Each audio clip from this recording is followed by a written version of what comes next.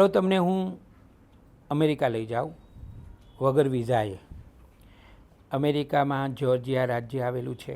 એના એટલાન્ટામાં ચલો આપણે જઈએ પોન્સ સિટી માર્કેટમાં. અહીં આપણે ઇન્ડિયન જમીશું, એટલે કે ભારતીય ખાણું ખાઈશું. અહીંયા બોટીવાલા ઇન્ડિયન સ્ટ્રીટ ગ્રીલ નામનું રેસ્ટોરન્ટ આવેલું છે. જ્યાં જ્યાં વિદેશમાં ભારતીયો વસે ને ત્યાં ભારતીય રેસ્ટોરન્ટ હોય ને હોય જ. આ બોટીવાલા ઇન્ડિયન સ્ટ્રીટ ગ્રીલ રેસ્ટોરન્ટ છે ને એ જોવા જેવી છે. તમને એવું લાગે કે તમે ભારતમાં આવી ગયા છો. હું તમને થોડો પરિવેશ બતાવું. જુઓ, આ ઘડિયાળ જુઓ, એકદમ જૂના જમાનાની ઘડિયાળ છે. આ કેલેન્ડર, એમાં લક્ષ્મી માતા છે. તમને ખબર જ હશે કે ચિત્રકાર રાજા રવિ વર્માએ પહેલીવાર લક્ષ્મી માતાનું આવું સુંદર ચિત્ર દોર્યું હતું, જે ભારતના દરેક ઘરે પહોંચી ગયું હતું. અહીંયા ભગવાનના ઘણા બધા ફોટાઓ પણ તમને જોવા મળશે. અને ખાસ મારે તમને કહેવું છે કે અહીંયા હિન્દી જૂની જે ફિલ્મો હતી ને એના પોસ્ટરો પણ જોવા મળે છે. જુઓ, વિશ્વનાથ, જોશીલા, જાનવર અને બીજા ઘણા બધા પોસ્ટર તમને જોવા મળશે. અહીંયા તમને ઇન્ડિયન સેલિબ્રિટીના ફોટા પણ જોવા મળશે. અમિતાભ બચ્ચન પણ છે અહીંયા.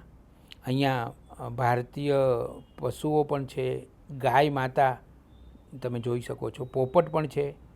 અહીંયા ગુજરાત સમાચાર, જે ગુજરાતી ભાષાનું અખબાર છે, એ આખે આખું ફોટો ફ્રેમ કરીને રાખ્યું છે. મને તો બહુ જ નવી લાગી કે આ તો એકદમ નવી વાત છે. પણ રેસ્ટોરન્ટની દિવાલ ઉપર એક દિવસનું રવિવારનું આખે આખું ગુજરાત સમાચારના જુદા જુદા પાનાઓ ફોટો ફ્રેમિંગ કરીને ત્યાં દિવાલ ઉપર લગાડવામાં આવ્યા છે. અહીંયા તમને એક લારી પણ જોવા મળશે. અને એ લારીમાં તમને ભારતીય મસાલાઓ કેવા હોય?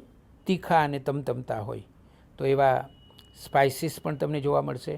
એર ઇન્ડિયાની જાહેર ખબરો જોવાની મને ખૂબ મજા આવી. યાદ છે ને પેલા મહારાજા, એક જમાનામાં એર ઇન્ડિયા એટલે મહારાજા, એ પણ તમને અહીંયા જોવા મળશે. અને જૂની જાહેર ખબરો, એ જમાનામાં જે જાહેર ખબરો આવતી હતી એ જૂની જાહેર ખબરો પણ અહીંયા જોવા મળે છે. અને આ જે રેસ્ટોરન્ટ છે બોટીવાલા, એની જાહેર ખબર પણ જૂની જાહેર ખબરોની શૈલીમાં એ લોકોએ કરી છે. અને આ રેસ્ટોરન્ટ ખરેખર ઇન્ડિયન રેસ્ટોરન્ટ છે. અને અહીંયા જે બધા વ્યંજનો મળે છે એ પણ ભારતીય વ્યંજનો છે. તમે એટલાન્ટા જાઓ તો બોટીવાલા ઇન્ડિયન સ્ટ્રીટ ગ્રીલમાં જવાનું ભૂલતા નહીં.